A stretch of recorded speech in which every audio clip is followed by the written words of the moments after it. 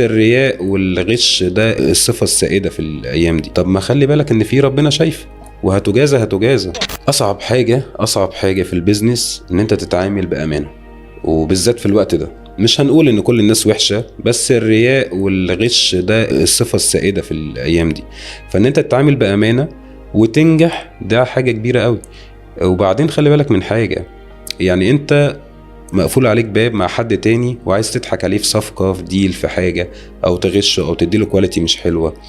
طب ما خلي بالك ان في ربنا شايف وهتجازى في الدنيا، هتجازى في الاخرة، هتجازى. حد بيعرف يضحك على ربنا؟ لا طبعا. الناس بتعمل كده ازاي؟ يجي له قلب ازاي يعمل كده؟ ما انت ما تفتكرش ان هي فهلوة. هل احنا مطلوقين في الدنيا نسعى نجيب رزقنا بالفهلوة؟ لا طبعا. انت المفروض تهلب من هنا وتعمل؟ لا.